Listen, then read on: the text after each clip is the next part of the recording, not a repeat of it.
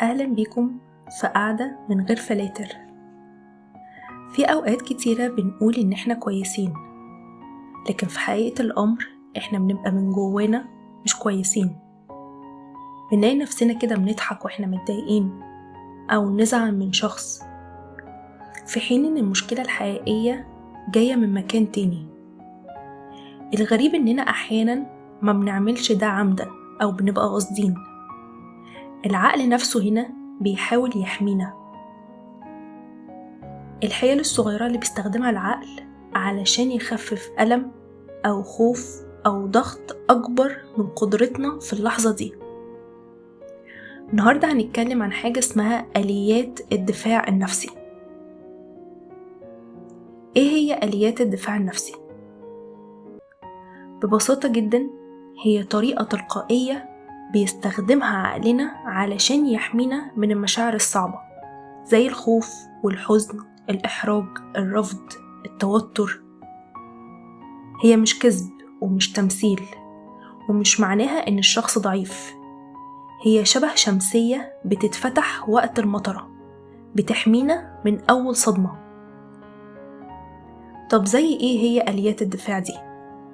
في حاجة اسمها الإنكار، إنك ترفض تصدق إن في حاجة أصلاً وجعك. شخص كده واضح إنه عنده علاقة معينة بتتعبه جدا، لكن تلاقيه كده بيكرر ويقول لا لا لا، كل شيء تمام، مفيش حاجة وجعاني، العلاقة دي تمام كويسة. العقل هنا بيقول إن الحقيقة دي مؤلمة جدا، خليني ما واجههاش أصلا. يعني هو عارف إن في مشكلة بس مش قادر يواجهها أو مش عاوز يواجهها، فبيعمل حاجة اسمها إنكار. لا لا لا، هي مش موجودة، لا لا هي تمام، لا أنا مش شايف إن أنا تعبان أو إن أنا موجوع. في حاجة كمان اسمها الإسقاط، إنك تنسب مشاعرك لشخص آخر. يعني إيه؟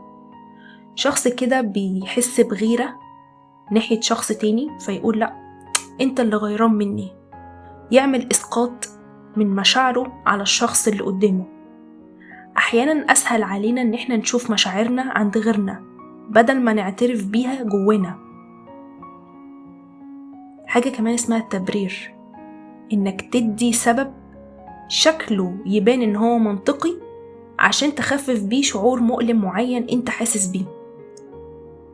زي شخص كده ما نجحش في حاجة كان بيتمناها أو بيسعى وراها فترة طويلة، فخلاص هو ما نجحش فيها، فيجي يقول هنا إيه؟ أصل الموضوع ما كانش مهم أصلا. هنا هو عمل إيه؟ عمل تبرير لعدم نجاحه. هو هنا بيبين إن الموضوع خلاص مش مهم بالنسبة له علشان يداري الوجع اللي جواه. حاجة كمان الفكاهة أو الضحك، أحيانا بنحول الألم لضحكة. تلاقي شخص كده بيضحك دايما على مشاكله الكبيرة. الضحك هنا نفسه مش مشكلة، لكن أحيانا بيكون طريقة للهروب من الإحساس الحقيقي. حاجة كمان اسمها التجنب، بدل ما واجه إن في حاجة بتزعجني أو بتضايقني بهرب منها.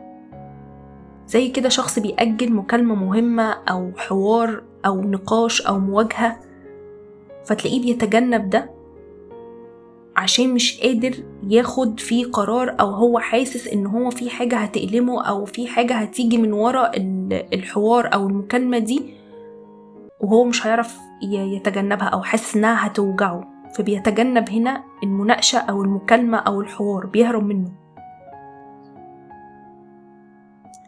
الفكرة هنا إن كل آليات الدفاع مش وحشة، هي بتساعدنا في لحظات كتير إن إحنا نتجاوز الضغط أو الألم.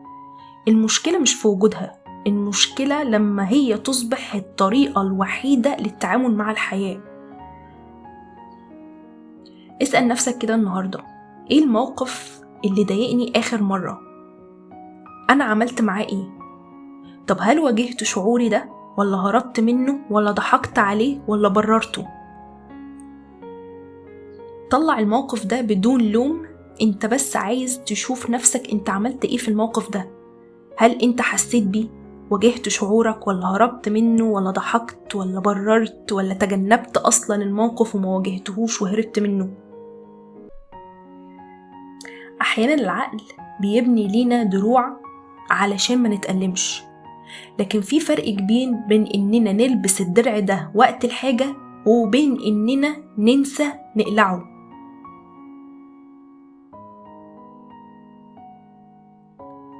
فهم نفسك مش معناه إن أنت بتراقب أخطائك بس أو بتجلدها أو بتعذبها، ده معناه إن أنت كنت بتفهم إزاي تحاول تحمي نفسك طول الطريق. أنت بتشوف أنه آليات دفاع أنت بتستخدمها طول الوقت. ممكن تكون أنت مش فاهم، مش واخد بالك، مش عارف ده معناه إيه. طب أنا بعمل ده ليه؟ طب أنا إيه الهدف من اللي أنا بعمله ده؟ طب أنا عايز أوصل من ده لإيه؟ طب آخرته إيه؟ طب أنا استفدت إيه لما استخدمت ده؟ هل أنا كنت على دراية باللي أنا عامله؟ طب إزاي نقلل من آليات الدفاع النفسي دي بطريقة بسيطة؟ الهدف هنا مش إننا نلغيها، لأنها هي أصلا موجودة علشان تحمينا في بعض اللحظات اللي بتبقى مؤلمة جدا.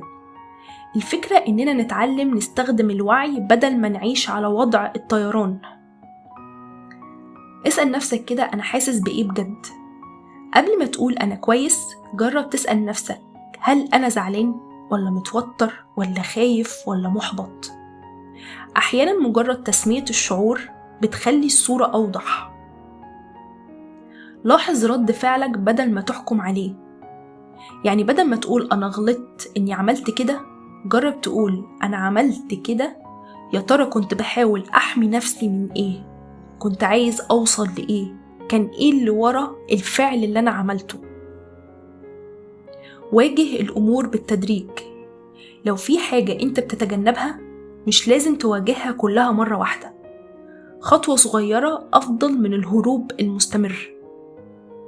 لو عندك مكالمة مأجلها من أيام، ممكن تبدأ برسالة صغيرة أو تحدد وقت للمكالمة دي تكون أنت مستعد فيها نفسيا وعقليا.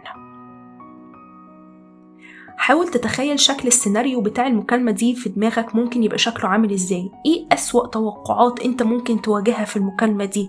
وإيه أحلى سيناريو؟ وخلي دايما تفكيرك إيجابي تجاه الأمور، بلاش نتوقع السلبي دايما. اكتب مشاعرك. أحيانا المشاعر بتكون واضحة جوانا لكن مش مترتبة. اكتب كده، أنا متضايق علشان كذا وكذا وكذا، أنا فرحان علشان كذا وكذا، أنا متوتر علشان كذا. مش لازم تنسق الكلام أو تحط قواعد، اكتب اللي يجي في دماغك. اسمح لنفسك إن أنت ما تكونش بخير على طول. مش مطلوب منك إنك تكون قوي طول الوقت أو مبتسم طول الوقت. في بعض الأيام الاعتراف بإنك تعبان دي بتكون خطوة مهمة. إحنا ما ينفعش إن إحنا نبقى واخدين وضع إن إحنا كويسين على طول أو إحنا مش كويسين على طول. في أيام بتيجي كده وأيام بتيجي كده. كل مرة بتلاحظ فيها طريقة هروب أو تبرير أو إنكار بدون لوم لنفسك، أنت هنا مش بتخسر معركة مع نفسك، أنت بتتعرف على نفسك بشكل أعمق. قبل ما تقفل الحلقة النهاردة أحب أقولك بس حاجة صغيرة. لو اكتشفت إنك أحيانا بتهرب أو بتنكر أو بتخبي مشاعرك ورا ضحكة، ما تزعلش من نفسك. إحنا كلنا بنحاول نحمي نفسنا بالطريقة اللي نعرفها، لكن في كل مرة تختار إنك تفهم نفسك بدل ما تهرب منها، أنت بتدي لنفسك فرصة جديدة إنك تنمو وتبقى واعي، وبتدي لنفسك فرصة إنها ترتاح. خفف القسوة على نفسك واسمع مشاعرك قبل ما تحكم عليها، لأنك تستحق إنك تتفهم حتى من نفسك.